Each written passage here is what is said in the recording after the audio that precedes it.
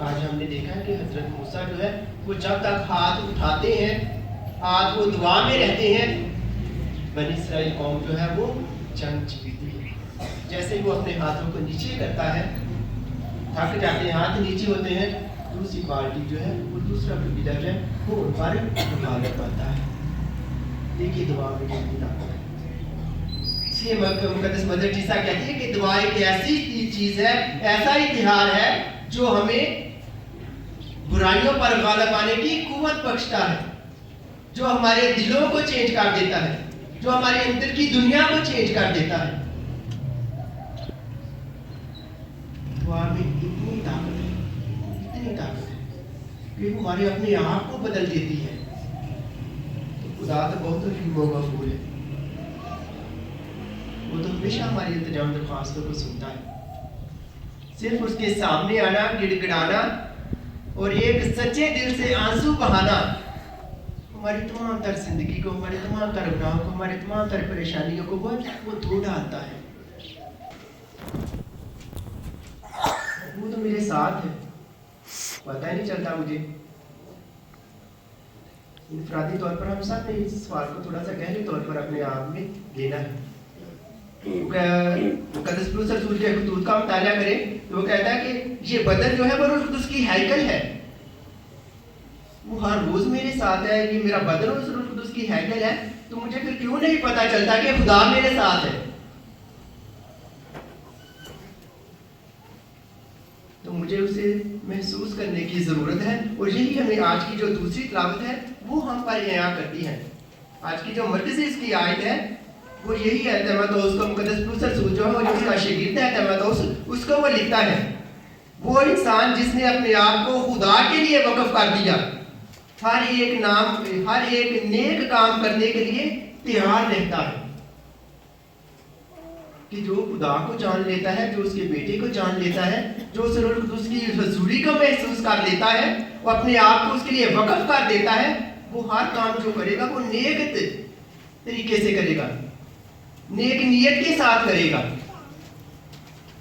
کیونکہ اس نے سب کچھ تو اپنا آپ اس کو دے دیا ہے، باقی تو پیچھے کچھ رہا ہی نہیں۔ اس لیے تو مقدس پولس رسول کہتے ہیں کہ تو بڑے اور میں گھٹوں، اور یہ سب کچھ اسی وقت ہوگا جب میں اس کی حضوری کو، اس کو محسوس کروں گا کہ وہ مجھ میں ہے۔ تحت تو اس کا اوپر ہی ہے، لیکن وہ ہر روز ہمارے ساتھ ہے۔ دعا میں ہم پڑھتے ہیں نا کہ آسمان تیرا تخت اور پاؤں، زمین تیرے پاؤں کی چوکی ہے۔ مجھے اس فاصلے کو کم کرنا ہے، محسوس کرنا ہے کہ وہ میرے ساتھ ہے، اور یہ اسی وقت ہو پائے گا جب ہم انصاف اور سچائی کے ساتھ اس کے ساتھ چلیں گے۔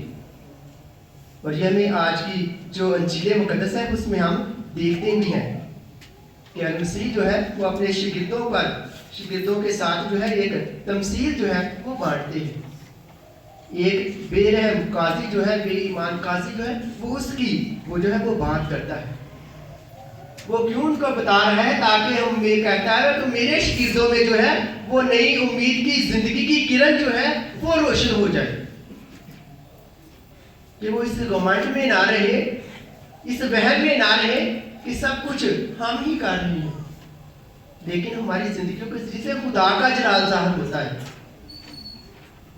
دیکھیں کہ وہ بھی انسان تھے، اس کے شاگرد بھی انسان تھے، ہماری طرح ہی تھے۔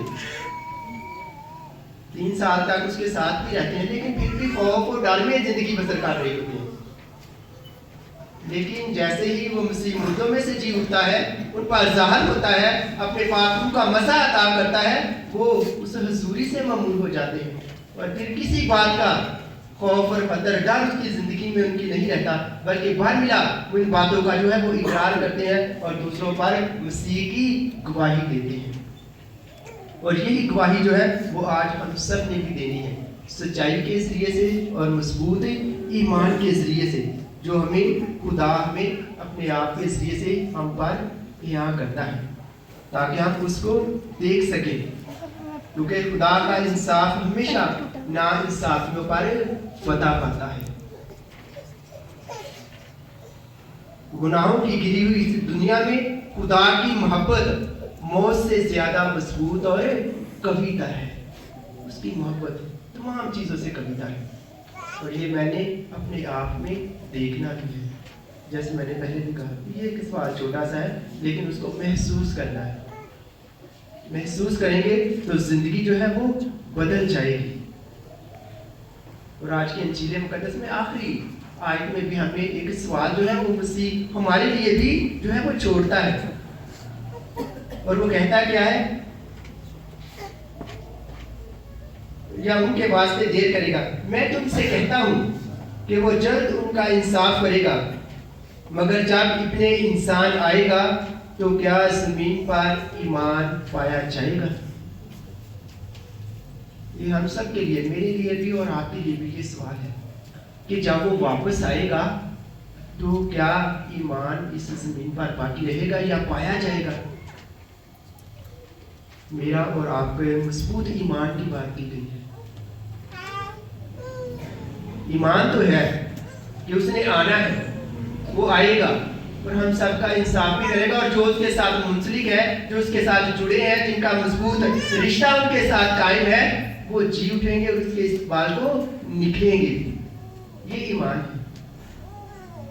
لیکن پھر بھی شگردوں کو دیکھتے ہوئے، ساری چیزوں کو دیکھتے ہوئے، وہ پھر بھی کہتا ہے کہ کیا میں جب واپس آؤں گا تو ایمان باقی رہے گا؟ یہ ہم سب نے بھی اپنے آپ سے، میں نے بھی اور آپ نے بھی یہ سوال کرنا ہے کہ ہمارا ایمان کس قدر ہے کہ ہم اس کو دیکھ نہیں پائے. اور یہ ہمیں خدا کا پاک کلام ہے وہ ہم پر یہاں کرتا ہے کہ صرف اور صرف ایک ہی سچا اور حقیقی خدا ہے جو میری زندگی کا مالک ہے. وہ رحیم و کریم ہے. وہ مجھ سے پیار کرتا ہے. یہ ہم سب نے اپنی اپنی زندگی میں دیکھنا ہے. وہ مجھ سے پیار کرتا ہے. میری سب سے بڑی میرے زندگی کا مقصد کیا کام ہونا چاہیے کہ اسے جاننا ہے. کیونکہ آزاد زندگی میرے لیے بہت ہی خطرناک ہے. کیونکہ آزاد زندگی میں تو جو میرا من کرے گا میں وہی کروں گا، وہ اچھا ہو یا برا ہو. لیکن خدا ایسا نہیں کہتا. وہ کہتا ہے میری کھوج لگاؤ تو تم اچھا ہی کرو گے. تو کھوج لگانی ہے، خدا کو جاننے کے لیے اس کی تلاش کرنی ہے. کیونکہ خود خدا جو کہتا ہے کہ میں چاہتا ہوں کہ میں تمہارے پاس آ جاؤں. مقدس یعقوب رسول جو ہے وہ بھی کہتا ہے کہ تم خدا کے نزدیک آؤ تو وہ تمہارے نزدیک آ جائے گا. تو میں نے اس کے نزدیک جانا ہے، ان باتوں کو ماننا ہے وہ جن کے لیے کہتا ہے، اور ان چیزوں سے نفرت کرنی ہے جن سے وہ مجھے منع کرتا ہے. اور وہ بتانے کی ضرورت نہیں، وہ چیزیں تمام جو ہے وہ ہم آپ کو بھی جانتے ہیں. تو وہ کن چیزوں کا حکم دیتا ہے مجھے بھی اور آپ کو بھی، اور کن چیزوں سے نفرت کرنے کی دعوت دیتا ہے. کیونکہ ہم نے اس کے تقاضوں کو اپنی زندگی میں پورا ہونے دینا ہے. جب ہم پورا ہونے دیں گے تو جس طرح آج حضرت موسیٰ جو ہے وہ دعا کرتا ہے اور سب کچھ پاتا ہے اور دشمن پر غالب آتا ہے، تو ہم بھی غالب آئیں گے. صرف اس کے حکموں کو ماننا ہے، اس کے تقاضوں کو جو ہے وہ پورا کرنا ہے.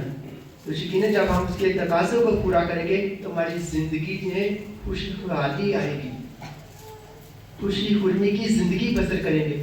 ہم شادمان ہوں گے اور شادمان ہو کے اس کے ساتھ ہمیشہ منسلک جو وہ رہیں گے. خدا ہم سے چھپا ہوا نہیں، وہ میرے ساتھ ہے. اور اس کے لیے میل ملاپ اس کے ساتھ کرنے کے لیے قربانی کی ضرورت ہے. اور قربانی کیا ہے؟ وہ میری بری روشیں بھی ہو سکتی ہے،